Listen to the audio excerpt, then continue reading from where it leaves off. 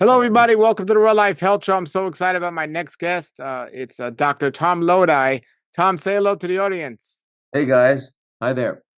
Everybody, Tom is amazing, amazing. And I always refer people to go to people to get better and to learn about eating healthy. Tom's the man. Tom is so much information, knowledge. We're going to cover all this today. But before we get into everything, Tom, please give everybody an introduction to yourself and kind of what you're doing, and then we'll get more into the details of it. Sure. Okay. Yeah. Well, I'm a medical doctor, but before medical school, I was a clinical psychologist, and before that, I spent a couple years on an ashram in India. So, I've mind, body, spirit are just what I actually I entered it spirit, mind, body. It was interesting. So, and I didn't go to school to be a doctor.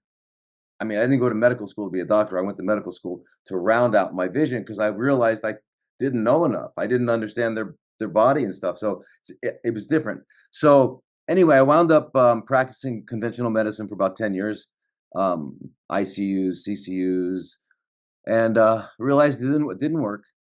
And then I went around the world. I went to Mexico, went to Japan, went to hung out with. I went to meet different people that I had read books on and apprenticed under them. In fact, I even went to Robert Atkins, the Atkins diet, and I had to be a closet vegetarian because he would have fired me, you know. So, and then and that's about the time I met Paul. And then since that time, been doing integrative oncology, and the reason I love working with people in oncology is because they stop negotiating. Okay, someone's got had a heart attack or something like that. They're gonna say, "Well, can't I just? What about this?" But when they get this condition, they say, "Okay, stand on my head for 2 hours over here," and then whatever you tell them. And I love that because that's surrender. And it's not surrender doesn't mean giving up. It means accepting, and that accepting that it's a beautiful thing and it's necessary for healing. So that's why I love working with people that have what I call, and I'll tell you when we get into it, what I call CFCs. And then so that's what I do. So then I had a clinic in New York, and then I moved to Arizona, and I still have it. It's been there 20 years now, and then I've been in Thailand 12 years, and I'll be opening up a center here pretty quickly in Bangkok. Well, so everyone knows you're in Thailand right now, so everyone knows, and that's where you're going to be opening in center, and you have one in the United States. But everyone, you've been watching my videos for years. I always say, if I ever or somebody close to me uh, got cancer, there's maybe a handful of people that I would contact or send people to, and Tom is very high on that list. And I'm glad we're connecting again because I knew you weren't in Arizona, but I was like, your stuff works because you're taking the medical background, but also you're using the ideas of the body. It's Yeah, kind of yeah, like you're doing the best of both because we have a lot of people that are great, natural doctors, and then we have people that there are some good medical doctors, but to yeah. have one with both those backgrounds in one is a gem, and it's so glad to have you on here. So I want to get into your background a little, and then we're going to get into what you're doing and then how you can help people, okay? Sure. So tell us a little about how so currently are you on a what kind of diet are you on currently? All right. So I do a lot of traveling, and so I wind up. So when I'm home, I'm raw. So when I'm home in Phuket, that's I live on Phuket. And then when I'm running back and forth, like here in Bangkok, we wind up going to uh, vegan restaurants. And once there's really like one or only one raw restaurant. And then so anyway, I'd say I'm about I don't know. I don't It's hard to say percentages, but at least 85% raw. It's the only time I feel good when I'm eating raw. When I eat cooked food, I've learned now that eating to me is a chemistry experiment. We don't realize that when you put something in your mouth, before you swallow it, you've absorbed it, and it actually changes your biochemistry. and I can feel it. And actually, there's another thing I've noticed is that when I'm 100% raw, I fit in my body better. When I'm not, there's kind of a very low level, and it's hard to see, inflammatory condition going on. And it is. I'm gonna tell you about a study. There was Luigi Fontana. He's an MD, PhD. He Yep, was I at know. I know about him. oh, you know him. So he Yeah, did, that study he did then, right? I was in the study. Oh, were you? Yeah. Oh, okay, cool, okay. So, but what impressed me about that study, he took people 18 to 80, right, who had been at least, I guess, 3.5 years raw, and then the rest were normal people. And he just did a bunch of different tests on them. So they had thinner bones, but they were stronger, but they all had undetectable CRPs, which is which C-reactive is protein. Yeah. inflammation, meaning the best anti-inflammatory in the world is to eat. And I don't like to call it raw food because raw sounds painful. I call it real food because the earth made it under God's directions, and it's real. It's real. Well, Everything. it's quite deceiving, the label, because even in his study actually took people that were at least 80% raw, and he didn't even account Oh, what else they were eating. So I kind of felt cheated being 100% raw foodist. I was like, well, what if somebody's eating McDonald's as their cooked food? He didn't even oh my ask them, well, God. what cooked food are you eating? So hopefully most of them were eating healthy when they weren't eating raw. But and even the word raw, I mean, I feel really strict about eating real healthy raw, but there are a Yeah. lot of people that are eating way junk food raw, Yeah. and Yeah. or vegan, and they say, "Oh, it didn't work for me," and then they didn't give it a good shot. But I hear what you're saying. So you're a vegan. You're a vegan, right? Yeah. Yeah. So how many years have you been a vegan, Tom? Since 90, when my son was born. When was that? 90. He was born 94. Yeah, 92. No, yeah, 90, So 94. since Yeah. the early '90s, you're a vegan, and Right. But vegetarian since about 55, 60 years now. Yeah. as somebody who's smart, you have a medical degree, and you know a lot. Uh, in your research, have you felt it necessary as a vegan to take supplementation, or do you just do it with your food? Yeah, just with my food. Um, yeah, the whole thing with veganism comes up is B12. And something that's very interesting about that is that the B12 is made only by microorganisms. Okay, it's not made by cows. The cows have it. Why do they have it? Because their face is in the dirt all day. For the same reason, a lot of supplements have um, colostrum in it. Why do they use the colostrum from a cow? Because they're in the dirt and they've got a powerful immune system. So anyway, they get those microorganisms in them. So now here's the thing about B12. We can only absorb it in the last part of our small intestines called the ileum. We have the bacteria, but they're in our colons. So when they produce the B12, it just comes right out.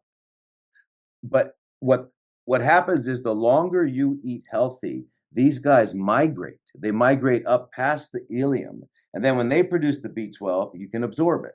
It's pretty amazing. So that's why they have generational vegans in India who never even heard of the B12, right? And so that would be the only thing that you would need to get. And you can get it from probiotics. You wouldn't need to go taking a pill. So yeah. Now, So there's I don't know if you know Dr. Joel Furman. yes. He came out with a video recently talking about omega threes, and if all these gurus that he know that were long term vegans ended up all having some issues with their memory later on, and he was saying you need to take omega threes, but then of course he said, well, here's mine, buy this one. Uh, But there's some controversy about that as a vegan, your essential fatty acids. So how do you feel about that? oh, wow, I think it's the easiest thing. I, I I've never even imagined that would be a problem for a vegan because um okay, regarding fats, let me just real quickly say that there are three macronutrients, right? Amino acids, which are proteins, carbohydrates, and fats, lipids. About 70% of our brain and nervous system is fat. Every cell in our body has a membrane, which is fat, 50% fat. And then inside each cell are the organelles, like the mitochondria and even the nucleus. They all have membranes. Now, we're making 37 million new cells per second. Okay, so we've got to have a lot of parts around so they can make them. Okay, and so they're going to make that fat. They're going to put the fat to make the membranes. So if their only source for fat is like KFC or something like that, you're going to have very weak membranes. The reason that's so important is because if you look at the structure of a membrane, it's what they call biphospholipid. So that means you've got a phosphate with a lipid, and then you got a lipid, and they connect like this. Okay, so you've got two conductors separated by an insulator, which is by definition a capacitor. So our membranes serve as a capacitor or a battery, and they hold in voltage. And so the voltage of a healthy cell is anywhere from -22 to -25 millivolts, right? And if you get down to 15, you're not going to work today. If you get down to 10, you're not getting out of bed today. If you bang your finger, you got to get up to 50, and you got to hold it there to heal. If you keep banging your finger, it's called chronic inflammation, like cancer is. You got to get up to 70, or arthritis, and hold it there. Now, you're not going to get up to 70 unless the fat in your cells are capable of holding that voltage in. And that's the bottom line of healing. Now, when we say voltage, what are we talking about? We're talking about available electrons, which come from what? Antioxidants are electron donors. Alkalinity is an electron donor. So that's where you get. And we talk about ways. And guess one way you get it? By eating raw food and by standing on the earth with your feet off, your shoes off. There's a lot of ways to get electrons in your body, but that's the bottom line: electrons and fats. So here's one. So omega-3s and omega-6s, they're actually equally important. Yes, the omega-3s become the anti-inflammatory, and yes, the omega-6s become the inflammatory. But inflammation is necessary to heal. So we need to have the on and off button. So if you eat chia seeds, I don't think there's a more powerful food in the world. They have 18 amino acids. There are only 20 amino acids. They have 18, and they have all 9 essential. So it's a complete protein. And it's got the omega-3s and 6s in the right ratio, and it's a soluble fiber, which means that winds up in your colon, and your bacteria turn it into short chain fatty acids, which are essential. So 6 tablespoons, soak it in a nut milk that you made for at least 3 hours, and then put what you want on it. Put strawberries, whatever you want, and you do that once a day. And then let's say you get some flaxseed, you grind up 3 tablespoons, put it in a nut milk, grab 2 handfuls of broccoli sprouts, put that in, and then put whatever, strawberries, whatever you want, pineapple, make it delicious. You've done it. I don't. Anything else you eat is whipped cream, because you've really taken care of it. I would say you need more greens, more phytonutrients, but you've got all the because you want about 60% of your diet to be healthy fat. So I'm the opposite of everybody else. Listen, the brain is 60-70% fat. So my conclusion is this: whoever came up with a low-fat diet must have been on a low-fat diet. Okay, because you need fat. You need it. It is, yeah. So I don't agree with anybody who says low fat. When they say low fat, I'm sure they're talking about animal fat, and I would say 0, right? Sure. But yeah, but I'm talking about the fats we need to live. But anyway, so I don't see a problem with it, because if you're eating avocados, you're eating all seeds and nuts, you're soaking them, you're eating nut butter, seed butter. There's no way you won't have enough omega-3s. So he's right. You know why the gurus do that? The reason they do that is because they eat that.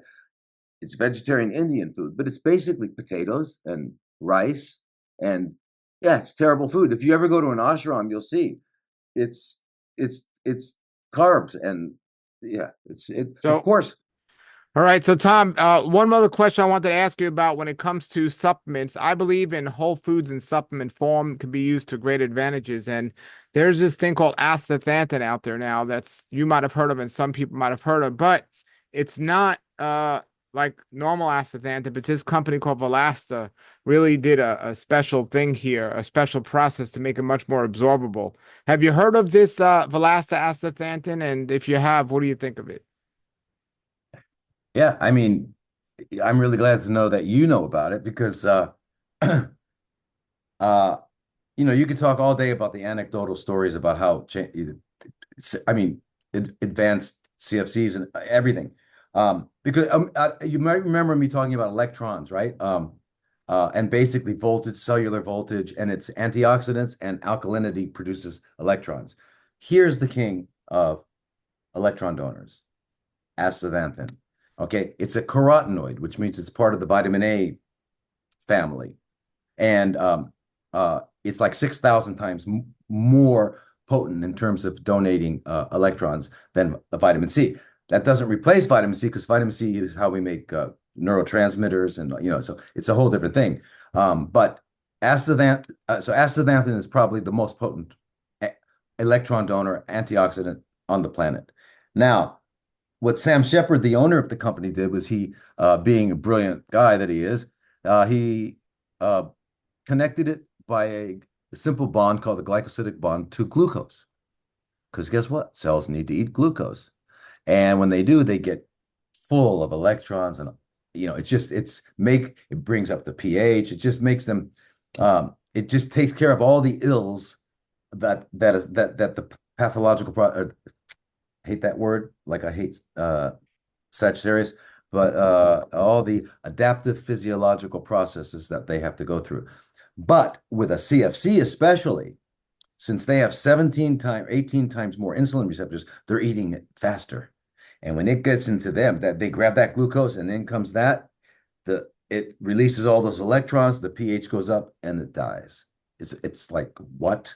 I mean, it's brilliant, and zero harm. And if let's say you're a healthy person, well, it'll help you stay that way because in the end, you got to be flowing electrons. And if you want to get electrons, this is it. So it's fundamentally fine. It comes from algae, right? It doesn't come from animals. It comes from algae, and it's yeah, I love it. I've got everybody in my center on it. We're even doing it out here in Thailand. So yes, yes, yes, definitely know about it. Amazing, amazing. All right, everybody. So this is the Velasta by Astaxanthin, and I mean, Tom's a brilliant man, and he knows. He spoke to Sam Shepard, and he knows about this, and I'm glad to hear you using it and you're using it for your clients. Absolutely, All right. So absolutely. then, what about blood testing? Do you personally uh test your blood to see how things are going on? Do you rely on that or not? I used to, and I don't anymore for myself personally. Yeah. Yeah. So the word supplement, let's define it. A supplement means in addition to that which is inadequate. All right. Yes. So if you're eating an adequate diet, it doesn't require supplementation. So the only things that I would say that are necessary supplements are vitamin D, depending on the latitude you live in, right? Because there are certain latitudes that, like New York, you all year round, you will not get enough vitamin D. No way. So now vitamin D is essential for so many things. So there's that. The other one is as we age, we make less and less and less and less melatonin. And the two reasons we see immunosenescence or depressed immune system in the elderly, there's two reasons. We have a thymus gland beneath our chest bone, which is how we make T cells. That's what thymus is T, right? So it's the University of Thymus. The lymphocytes are made in your bone marrow. They go to your thymus and they become mature T cells, which kill cancer and all this. Um, so that goes down. So by the time you're 60, 50, you've got maybe 15%, 20%. You get to 60, at my age, 73, I have probably 2% function. So what are you going to do? What are you going to do? That and then melatonin. If you realize that melatonin, its most minimal action is to establish the sleep cycle and you start to go to sleep. But it's the most potent scavenger of the hydroxyl radical, which is deadly. And then the third thing, it activates the immune system, which is why blind people get less cancer than people who can see because they're always in the dark and they always make melatonin. The melatonin is it's not even, we call it a hormone, but it's made by the pineal gland. It's made by nerve tissue, so it's actually a neuroimmune modulating substance, a neuroimmune modulator. So when that goes down, and your thymus. So the two things I'd say is you need melatonin as you get older, and you need what was the other one I said? Vitamin D. Yeah, vitamin D. And then one other one is this: unless you're Japanese and you eat a traditional Japanese diet, you are going to be iodine deficient. And if you're iodine deficient, your thyroid's going to be in trouble. And we all are. And so remember, if you think about thyroid hormone, it's T3 and T4. Well, the 3 and 4 refer to the number of iodines. Now, if your body is making it, producing thyroid, and there's not enough iodine, it'll grab a bromide, a chloride, or a fluoride, because those are around, because we live in the United States.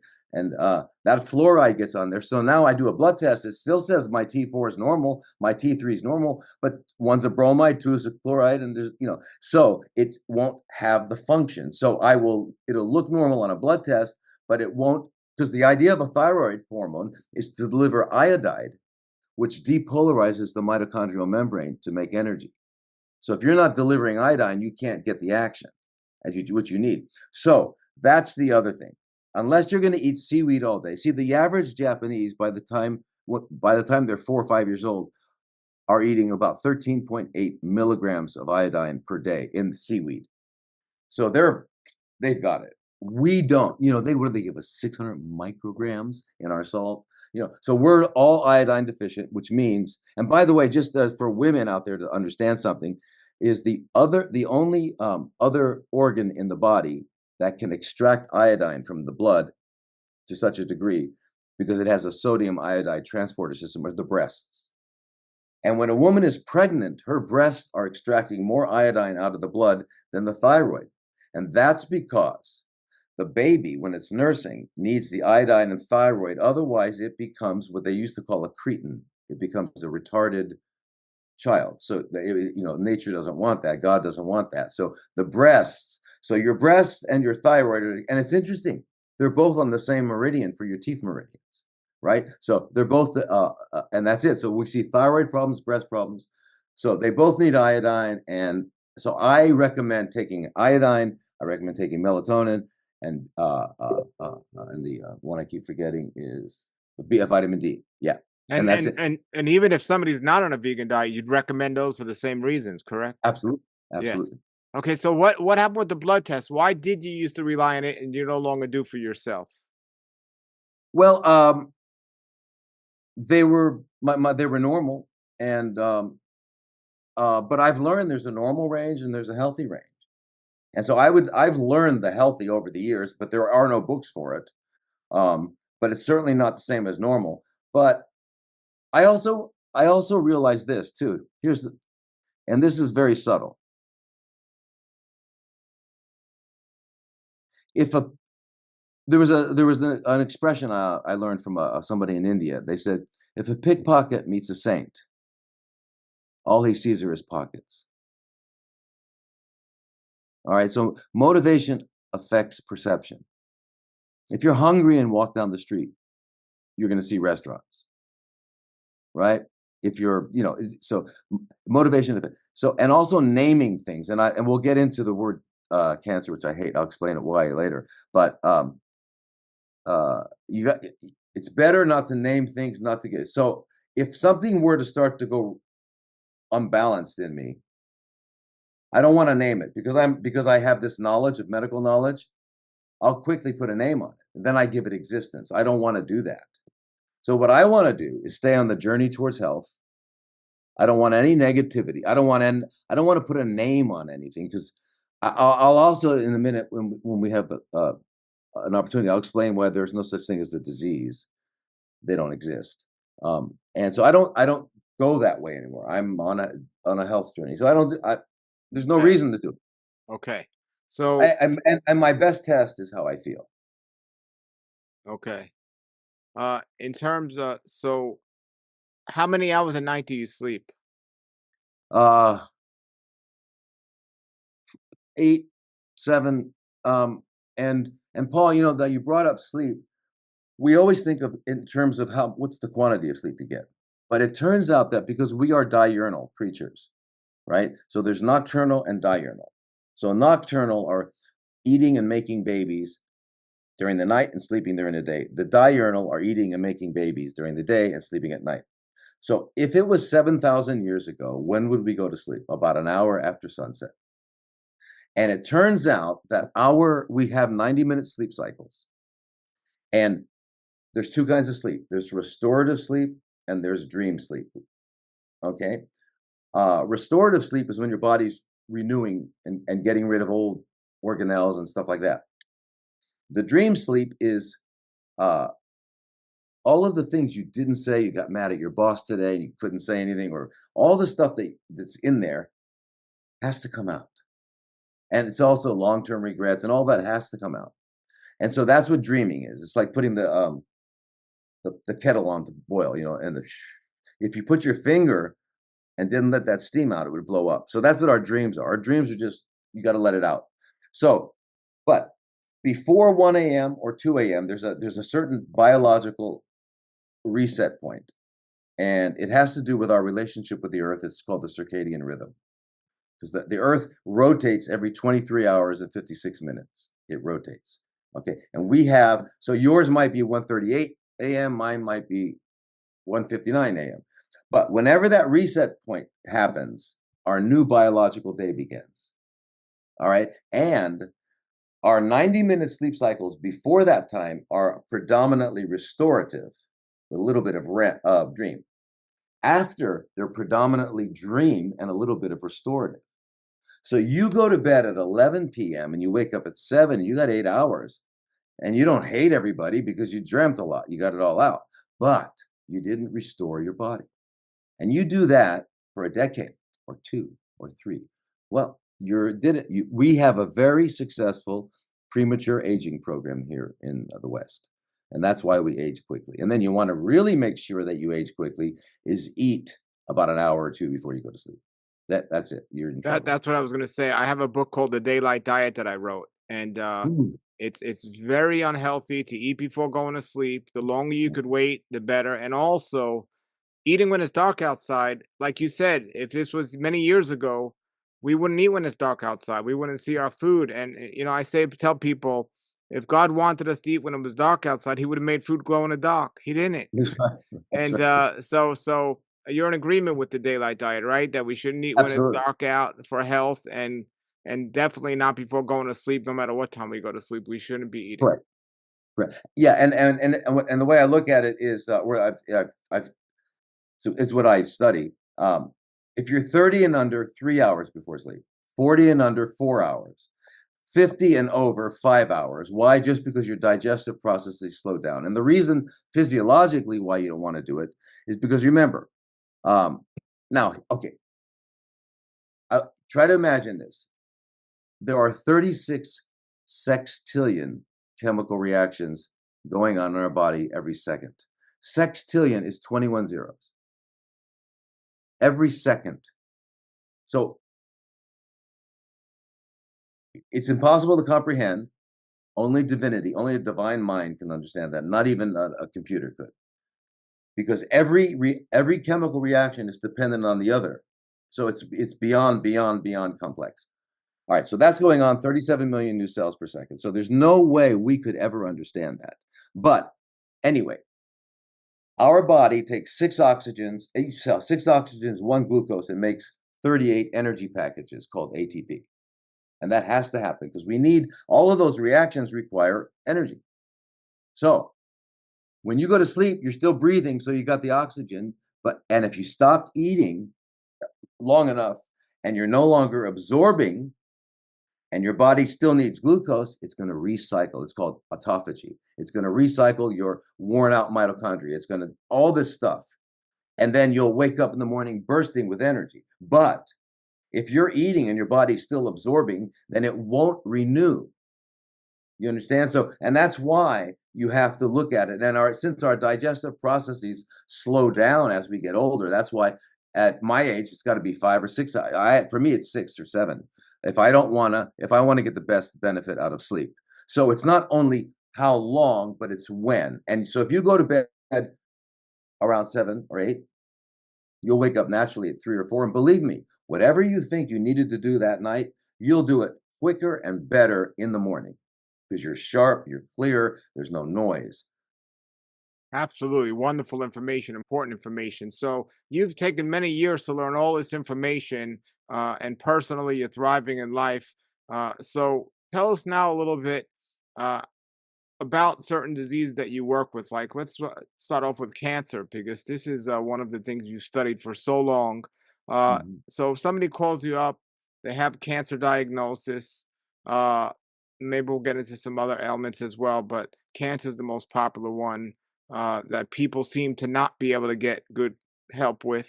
mhm, So, what do you tell somebody who contacts you? I got cancer. What do I do? mm. Well, first of all, I haven't changed the name. So if you try to define cancer, oh, by the way, when people are communicating, there's certain criteria that are required. Number one, you got to speak the same language. Number two, you have to have the same definition of words. Otherwise, you're still not communicating. So if you try to look up cancer, you'd find out the only meaning, intellectual meaning, is someone born between June 21st and July 20th. All right? That's it. There's no other meaning. Okay. However, words carry two things: meaning, like table, just meaning; chair, just meaning. Okay. But cancer, no meaning, just emotion. And that emotion is fear, a fear to the level that cannot be comprehended unless you've heard it. It basically has become synonymous with death. So therefore, when you hear those words, they have your future is gone. All of your plans and agendas are irrelevant. I mean, it it is truly uh, no different than going to war. And when I meet these people, it's not they not only have post-traumatic stress syndrome from hearing it, they have current traumatic stress syndrome every day. It's devastating. Now, what happens when you have that level of fear? Well, you no longer have access to your prefrontal cortex. You can no longer make decisions, right? It's a frontal lobotomy. It's an emotional frontal lobotomy, and you'll acquiesce. We're going to cut that off. Okay. Then we're going to poison you. Okay. And then we're going to radiate you. Okay. Things you would never have agreed to in your right mind. Okay. Now, they call it the standard of care, and I call it the standard of scare. They scare you to death. Okay. It's a sorcery. I'm telling you, doctors are sorcerers. I'm serious. And I'm not saying that it's not hyperbole. Sorcery, think about sorcery. Sorcery, you need a certain environment, a special kind of environment. You need lighting, you need incense or whatever it is, candles, and then you have to wear certain garb with the hat and all that, and then you say words.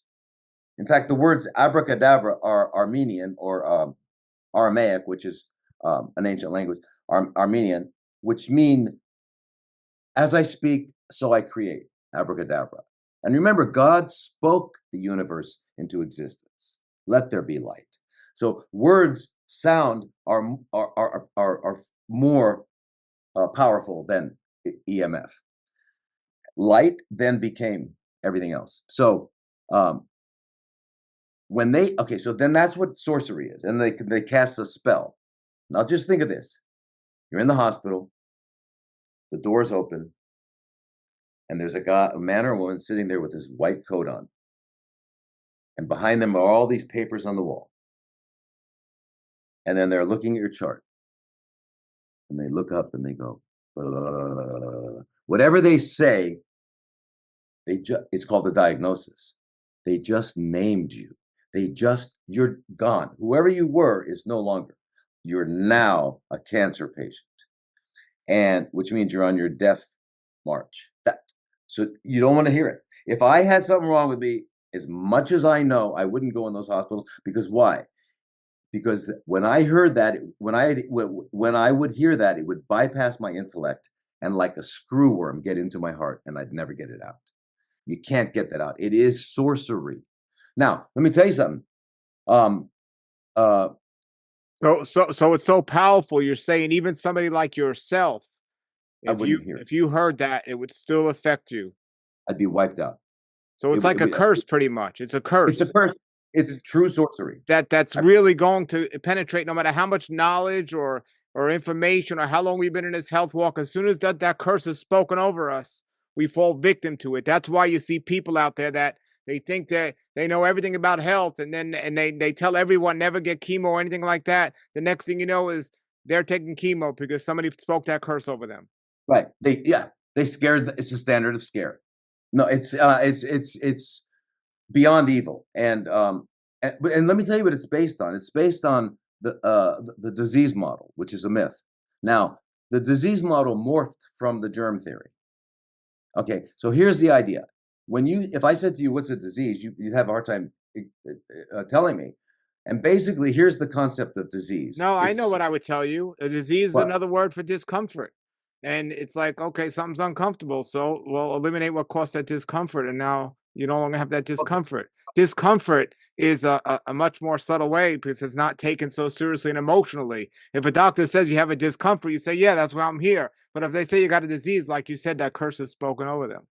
right, but because you're saying basically it's a third party that's gotten into you. Like for example, Yeah. you've got diabetes. We have to get rid of it. There's no it.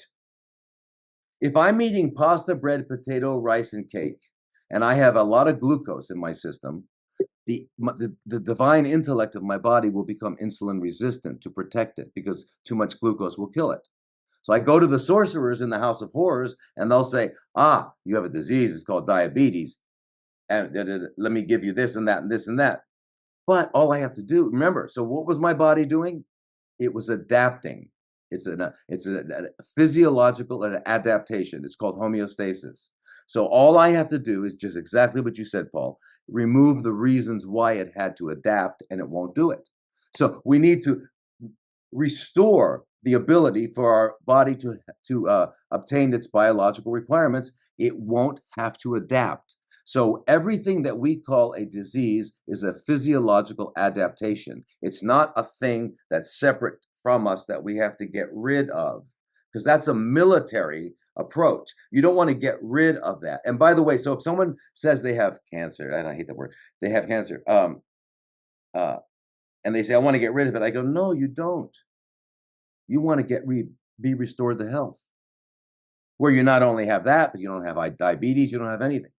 Because what if we got rid of it? And this did happen. I had a guy with colon CFCs. I'll explain in a minute. Went to his liver. It took us 6 months. He was clean. Was he happy? No. He had New York Heart Association stage 4 heart failure. He couldn't go to the bathroom without oxygen. So he wasn't happy.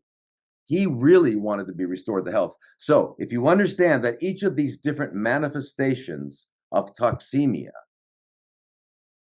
are just that, they're the apples on the tree. And you can pick all the apples off, but you're going to have a harvest next fall. So the idea is not the apples. That's why surgery is only important under certain. Anyway, so if you understand there are no diseases, then you'll know that an MD is a mythology doctor. All right, keep that in mind. Okay, it's the myth of disease. And so what happens with cancer is this. 55% of the energy that a cell gets from its environment is used to just make the cell have its structure, maintain the sodium, potassium pumps, etc. Then the other 45% of the energy is for cellular work. So the liver cells do liver stuff, kidney cells do kidney stuff, and stuff like that. All right. So the fundamental thing a cell must do is make energy, is get energy from its environment. So we grab glucose and oxygen. So anyway, now our energy is made in our mitochondria, like I said before. 6 oxygens, 1 glucose gives you 38 ATP energy. When 30% of those get knocked out because you're living in the 21st century, because it just gets everything. Okay, why the mitochondria? Because they have oxygen. And oxygen, as you know, is a double-edged sword. Very important, but I wouldn't light a match around it. So it's flammable. And biochemically, it's flammable too. In other words, what it does is it produces free radicals. They're called reactive oxygen species. So our mitochondria, which are making all the energy, have all these superoxide anions and hydrogen peroxide because they've got their oxygen.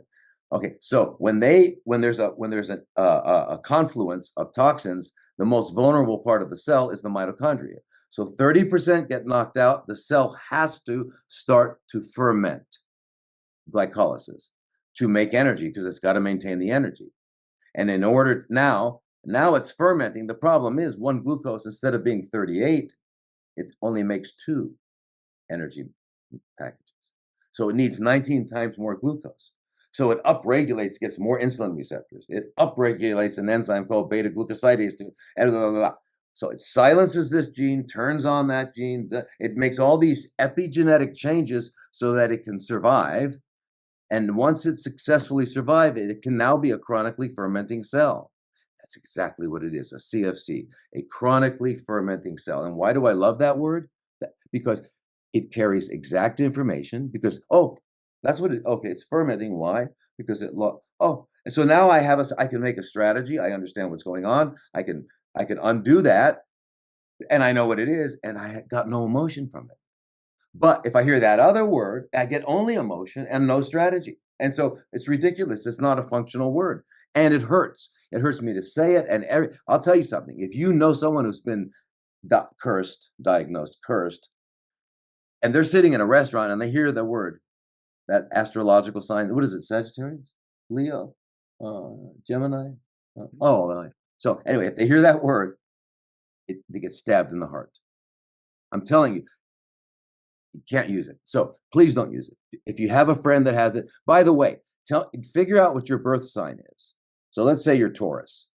And the next time someone says, so how's the cancer going? Say, well, what are you talking about? I'm Taurus. Right. So in other words, you've got to make sure people don't say that. Protect yourself. Disconnect from all these medical witch doctor words, you're saying. Yeah. Don't hear it. Don't let it. So when you do get diagnosed with something, whether it's a acute or chronic disease or whatever it is, when you get diagnosed with something, you're saying immediately reject what the medical doctor route is and find somebody like you. Is that what you're suggesting? Right. But understand this fundamentally. We all know, or now we should all know, that our body was designed to function optimally. And that's how I define health. Health is optimal functioning of the organism. And the only way an organism can be optimally functioning is if all of its biological needs are being met. And if that's happening, then it'll be functioning. So obviously, if we have any kind of discomfort, we're out of balance. Something is not being met. So what do we have to do? We have to get rid of all possible toxins and live according to our biological requirements. Like I said, going to sleep early. And then, by the way, going to a gym and working out crazy for 2 hours is just as unnatural as sitting at a desk for 6 hours. They're both unnatural. What we would be doing if it was 7,000 years ago is from morning to night, walking, bending, lifting, twisting, and we would be moving all day long, right? And we'd be healthy because that's what our body needs. It needs movement. And when you look at the biology of movement and how important it is for health, then you realize, so what would I do if I wanted to be healthy? I would, first of all, get rid of all toxins. How do I do that? I start with, it depends on the person's diet, how bad it was. But probably the easiest and best way to do it is with a fresh juice cleanse. You make vegetable juices and you got to make it taste good. So if you need to add some apples or whatever you need to do to make it taste good so that you look forward to it, and you drink 3-4 liters a day, 5 liters a day, and you eat no solid food. And you do this for a minimum of 3 to 4 weeks. You're thinking, oh no, I get it. After the 3rd day, 4th day, you won't be hungry anymore. What kind of juice are you suggesting? Well, the fundamental one I use is cucumber and celery because they have the most volume of liquid. And then I add in kale and spinach because we've got all the amino acids. It's important. Are you in agreement that people have to be careful if they're juicing fruit because the sugar Yeah, is now separated from the fiber. So you're yeah, in yeah, agreement. Okay. yeah, yeah, yeah. Now, I only added in fact, never have fruit juice. yeah. Never. Yep. Yep. Eat the fruit. Eat the fruit. Sure. But um if you could have a vegetable juice by itself, that'd be fantastic, but most people can't. And if you're drinking it because you don't like, and I walk through the clinic, if I see people going like this, I say, you might as well go have a Coca-Cola. You're not getting any benefit from that. You gotta like it. So we've got to make it taste good. And if it, just like people that go to the gym, they don't go to the gym to be healthy. They go to the gym to look good.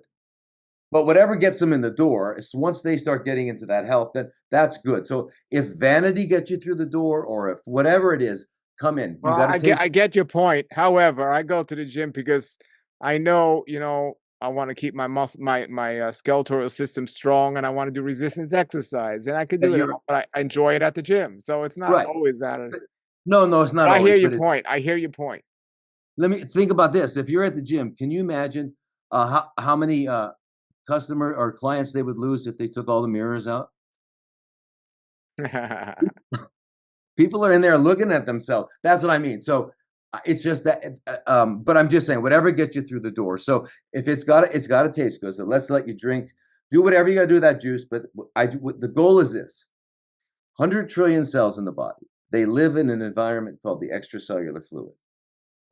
And it's that fluid to which they respond and react. So cells are doing what they do in response to their environment. And what's in that extracellular fluid is everything that you've eaten, drank, come in through your skin, all that stuff, plus all the chemicals your body makes, like hormones and peptides and proteins, etc., and all the waste you haven't excreted. So that's the environment that your cells live in. All right. So now there's a lot of waste in there. So what do? You got to check, just like if you had an aquarium, the fish are sick, you can put medicine all day long, but until you change the water in the aquarium, the fish are going to still be sick. So that's how we change the water in our aquarium. We drink 3 weeks, 4 weeks, 5 weeks until we're pristine and clean. We get clean our colons out. We have lymphatic work. We move all day long, and we go to bed early, and that's it. And then fasting is another thing. Fasting is water. I was going to Green, ask you what your opinion was about fasting. yeah. Well, I'll tell you. We fast people up to 41 days when they have CFCs, and they're gone. They're gone. But juicing is a feast. It's not a fast. You're getting all nutrients except fiber and fat. Otherwise, you're getting everything else. So it's a feast, and you're getting more nourishment in 2 liters than the average American will get in 6 months. So you think is somebody better off, not just somebody looking for good health, but somebody that is coming to you with a curse over them? You think they're better off doing a juice fast or a water fast, or does it depend on their individual situation and what they're willing to do? Yeah, yeah, it depends. It depends. If they came and they had a healthy, they wouldn't get sick. But so let's say that a fairly healthy diet, they could go on a water fast. So Water fast is would that ultimately be, if they're willing to do either one, would you say the water fast would yeah, have the quicker healing or the best yeah. healing? Listen, water fasting is the only, and I only use this word in one situation, cure handed down to us by God. Because all creatures, when they're sick, stop eating. So I know it came from God. So biochemically or physiologically, here's what happens. Within 48, 72 hours, there's not enough glucose left. So your body starts living on fat. It's called ketones. You go into ketosis. All right. So now, except your brain. Your brain's still using glucose. Now, your brain only has 1% of your body weight, but it takes 25% of your glucose. Okay, so now your liver is still engaging in a process called gluconeogenesis, where it's taking amino acids from your muscle and turning it into glucose. So you're still making glucose. On day 9 or 10, your brain says, all right, I'll join the party. And your brain jumps in, starts using ketones. Now your gluconeogenesis goes down. You no longer need to be making it as much. You still make some, but you're not as much.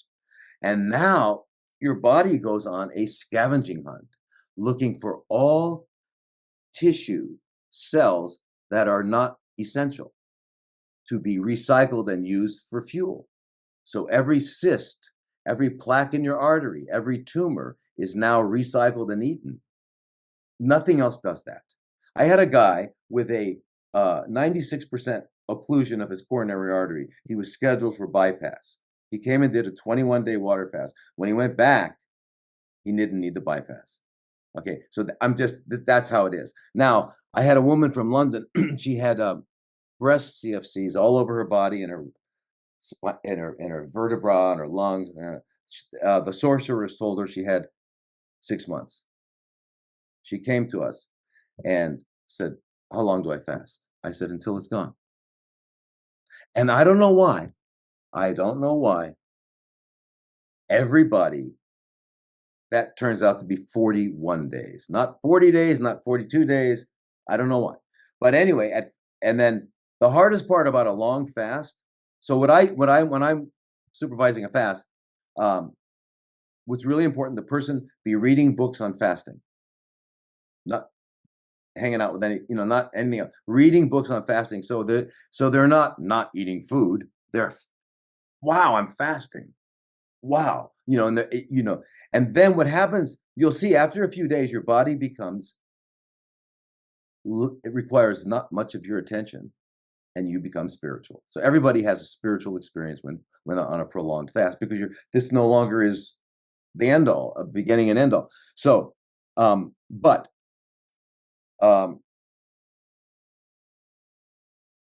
when you're okay, so the body cleans out all the unnecessary tissue.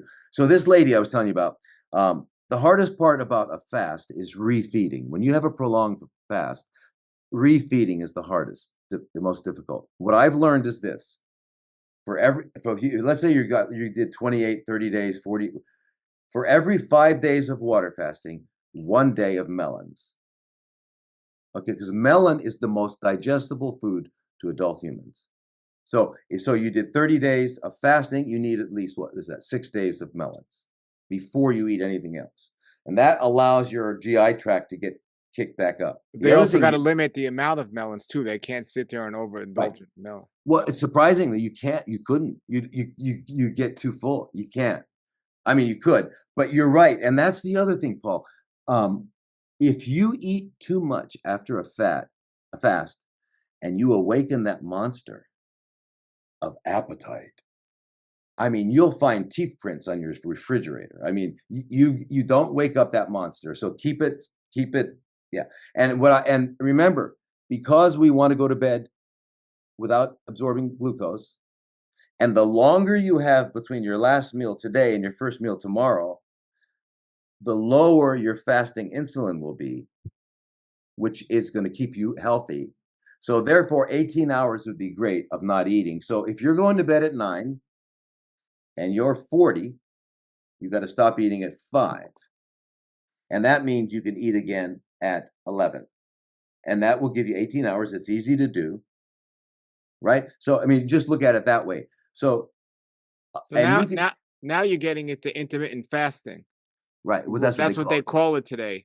And that was going to be a question I was going to ask you is, animals in nature, they don't eat for a clock at certain meal times, and they don't even eat every day. Animals in nature, they eat when they could find food. But if they had an overabundance of food, they wouldn't eat at all. They would probably walk away. So as for us, and think about it being as natural as possible, how many times do you personally a day, and with this intermittent fasting, which I'm a big advocate of, so let's say somebody's eating for 5 or 6 hours a day and not eating around that. Do you recommend them eating 2 or 3 meals or 1 meal, or do you recommend them eat nonstop for those hours? What do you recommend? Well, if you're eating real food, right, made by Earth and God, under the auspices of God, then it's nutrient dense, and your requirements will be easily satisfied. So I would say 1 meal a day, and you could take a 2-hour period and say, I'm going to eat, and that's it. So between, let's say, 1 p.m. and 3, that's great. Then you have plenty of time before you sleep. I was up in Myanmar when they were having floods, and I was doing some volunteer work, and I went way, way up into the jungles, and I ran into this one village. It was all Buddhist monks. They only eat between noon and 1. These guys were 75 years old. They were in perfect health. They had perfect bodies. They ate once a day. So, but that's what I would recommend. Now, And do you I don't think go. what do you think's better? So let's say your window is 6 hours of eating. Let's say between 12 and 6. Well, let's say earlier, 12 and 5. So Mhm. or 11 and 5. So would you Yeah, recommend people eat uh like at 11 and 4, two yeah. separate smaller meals, or one big meal in the middle? Yeah, no, well, it depends on the person, how you are. Remember, you don't need every nutrient every day. Your body stores things. So, I mean, if you get extra fat one day, and but if you, let's say I want to get my fat, then I'd say have your first meal, let's say 11, have your first meal to be, let's say, the chia porridge. That's going to be filling and stuff like that. And then you can have other stuff, a bbig salad and stuff around 4. So you could do it in two different things. Um, it depends. Like for me, I wind up a lot of times because I eat around between 2 and 4 about, and I wind up just having most of the time a big salad with everything. I don't A salad's not what you see at Denny's. I'm talking about a real salad. Sure. But Now what about this? So let's say you do that chia seed in one meal and that salad in another meal. But what if you combined it into one meal and you're having the chia seed, some fruit, and then a salad? Do you get into food combining at all, or you think when you're eating yeah, it doesn't matter? yeah. Well, two things. One is you'll get so full. The chia will make you so full. You might not be able to eat much else. That's why you'd have to separate it. Uh, the other thing is with fruit, and because fruit is if it should not be an appetizer, and it should not be a dessert, because if it's mixed with other things, it will, while it's waiting for the other stuff, it ferments, and you wind up with fermentation products, and you don't really want that. So when you eat fruit, it's better to eat it alone. So if you're going to have a meal of fruit, just eat the fruit, because you'll digest it quickly, you'll get rid of it. But if you've eaten it with something else, it'll ferment, and Great that's question. Great question. Do you believe it's possible if somebody's eating a mono meal of fruit, do you believe it's possible that they can overeat on it?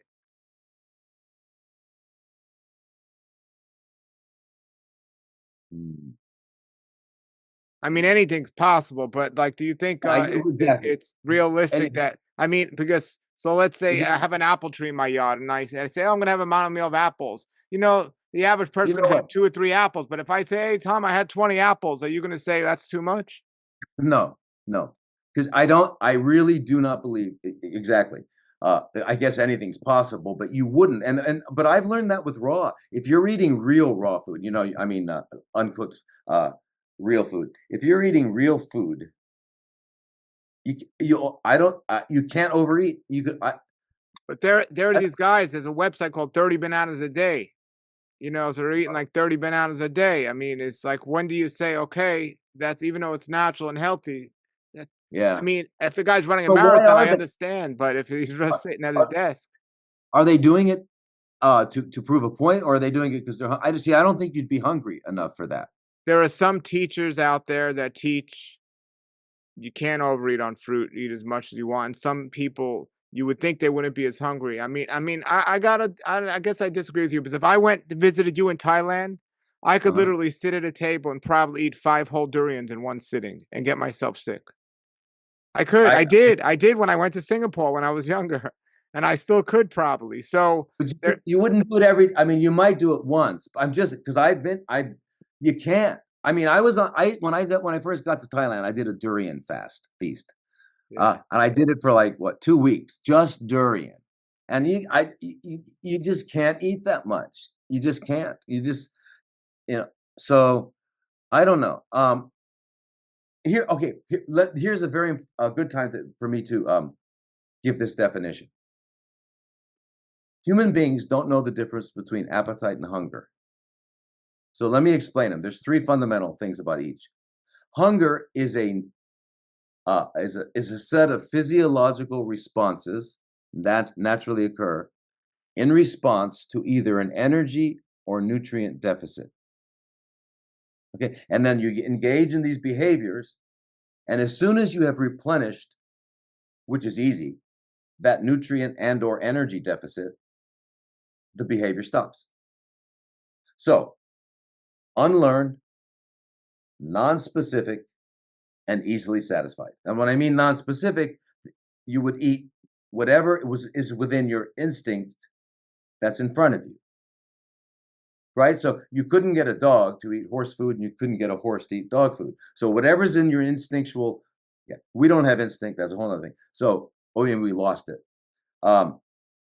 So unlearned, non-specific, easily satisfied. Now, appetite, on the other hand, is not physiological. It's born of the mind. It's learned, it's specific, i.e. cravings, and it's never satisfied.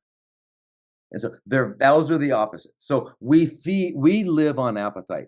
None of us, unless we fasted in our society, have ever experienced hunger. Okay, and when you say, "Oh, I have hunger pains," that's an oxymoron. When our body's letting us know that it needs something, it's not pain. Pain is a message of stop doing something. Okay, it's a longing. It's a desire. It's not. Now, if you get to the point of getting into malnourishment, that's a whole different story. I'm not talking about that. But just like you have to urinate, right? At the beginning, it's not painful, but if you let it go, it becomes. So in other words, the body, when you're a physiological requirement, is not painful. So when people say, "Oh, I got hunger pains," if you realize the person that says they have that in the morning is because they ate late last night or a lot. If you only had lunch, you're never gonna have hunger pains in the morning. So it's what we call hunger pains is the stomach is finally cleaning out, and it's So anyway, please try to understand what you're feeding when you eat. Are you feeding appetite or hunger? And that's the thing. So these guys are eating 30 bananas. That's appetite.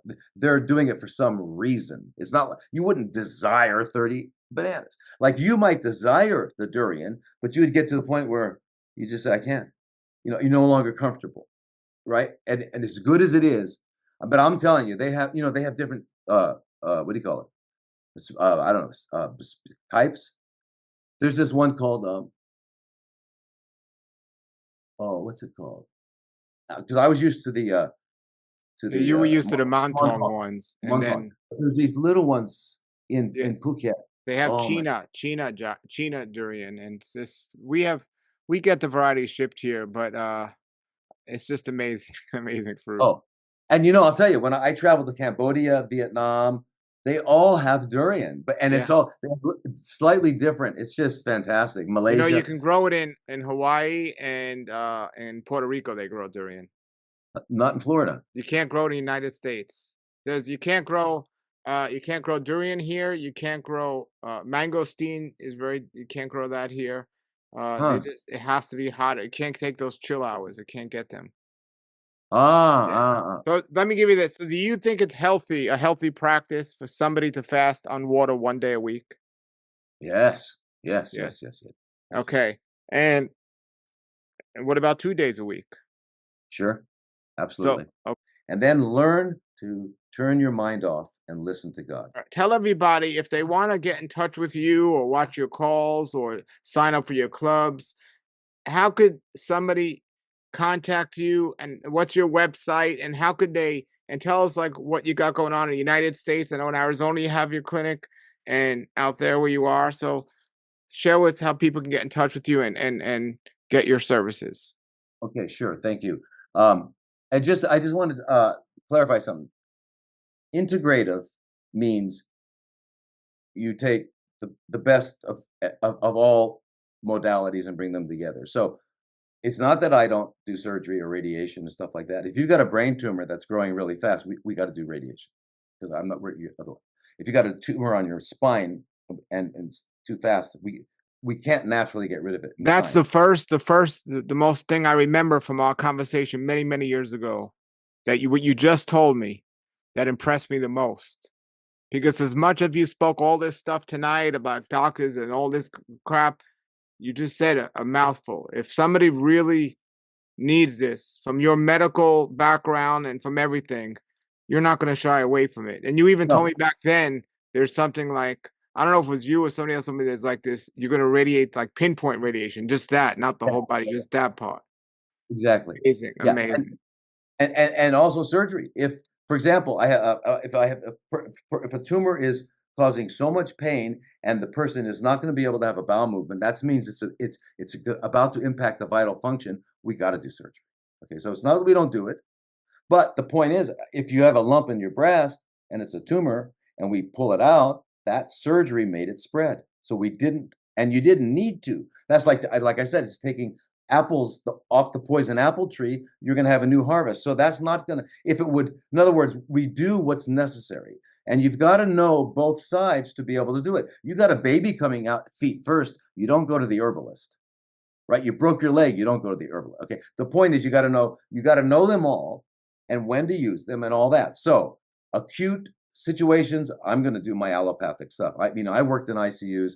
I know what to do if you've got something acute. And I also can anticipate it. I know your creatinine's going up. I can see, I look at these things and I don't allow you to get in that condition. But anyway, so that is that is integrative therapy. You have got to know allopathic. By the way, I have to use chemo sometimes. And when I do, it's because, again, I can see that the tumors we're not moving quickly enough, and we can see that the tumors are about to impact breathing, eating, bowel movements, whatever like that. So I'll use chemo, but I'll use it with insulin and 10%. So you don't lose your hair, you don't get sick, I don't completely suppress your bone marrow. And I only do it for a period of time until we're out of the woods. And then I stop, and then we go back on the other ways. By the way, and then we use metabolic therapies and I mean the latest technique. I mean, in terms of one of the things we do is stimulating the immune system. I use peptides. Now, peptides, our body makes 300,000 peptides and 30,000 proteins. And peptides are signaling. That's how our body communicates. Just check this out. There's a 5 amino acid peptide made by our brain, spinal cord, adrenal glands, and sympathetic. It's 5 amino acids. You can imagine how small it's, like beyond microscopic. Its role in our body is to moderate between our endocrine system, and our immune system. Now, when someone has CFCs, a tumor, around it, it's acidic and hypoxic, low oxygen. That's called the tumor microenvironment. So when the immune system shows up to eat the tumor, it gets turned into what they call a tumor-associated macrophage. It starts working for the tumor, or it gets inactivated. So guess what?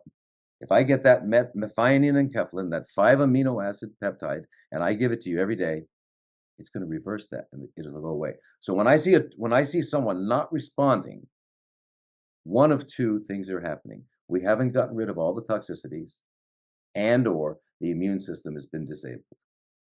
So that's what we work. So in other words, it's very specific, restoring anyway, that's what we do. That's what we do. So I'm an allopath and I know all the other stuff as well. So you put it together. When do you do what? Okay, but fundamental to it all is eating. I don't care if you're going to do allopath. And by the way, if a couple comes in and one of them, let's say the patient is there because their spouse wants them there, and they don't want to be there, then I tell them, go do what you need to do. It won't work. It won't work if you're there for someone else, right? And also, if you want to be there but your husband hates it, and you're going to go home every night to that. Sorry about that. I'm looking at your YouTube. Go ahead. Okay, yeah. So you know what I'm saying. So in other words, I want you guys to be in harmony. So we work on all levels, psychological and all that sort of thing. I just want you to know that. So and then that's Arizona clinic, and then I have I've had several clinics here in Thailand, but one will be opening in about 2 months. It's called Oasis Healing Asia, and it's going to have everything. The tragedy is that it's in Bangkok. And so it'll still be fantastic, but we're building one in Phuket, which will be perfect healing center. So, and the final thing to understand. So, and you can also, every Sunday night, 5 p.m. Arizona time. So, because that changes, Arizona doesn't change daylight savings times. So anyway, if you can figure that out what Pacific and Eastern is, but Arizona is always 5 p.m. At 5 p.m. there, so I do 8 p.m. in Florida, New York. Sunday night, Depending on the season, yeah. I have a 2-hour live where I just answer questions. Wow. And you send in the questions before and I answer them. And it's 2 hours. Sometimes I go longer. I love it. It's 7 a.m. for me Monday. Then I'm starting 3 groups. I'm starting a health and healing group. Second one will be a parasite group because I did a webinar. If you go to drlodi.com, drlodi.com on my website, that's my personal website. I've got that webinar on parasites. Very important because guess who has parasites? That's right. Everyone you've ever met, everyone you ever will meet. Okay. So there'll be a parasite group and then there'll be a CFC group. Right. So I want to divide it up into that because what you'll see if you start watching and it's on Instagram, Facebook, Twitter, YouTube, everything, Rumble, but it's Dr. Thomas Lodi, Dr. Thomas Lodi. The only one that's different is Twitter. It's Dr. Thomas Lodi, MD. But So the best website for, I'm going to put all these links below everybody, but your personal website is drlodi.com, right. and your oasisofhealing.com is for your Oasis Center. Right. And then oasishealingasia.com. oasishealingasia.com. Okay. I'm going to put those links below. You got amazing stuff out here. Amazing. Okay. All right, cool. everybody, we're going to get going. Everybody, have a great day, and check out the videos and his sites. All links are below. Thank you. Nature's wealth, good for your health. This is the Raw Life Health Show. Raw Life, brighten up your life.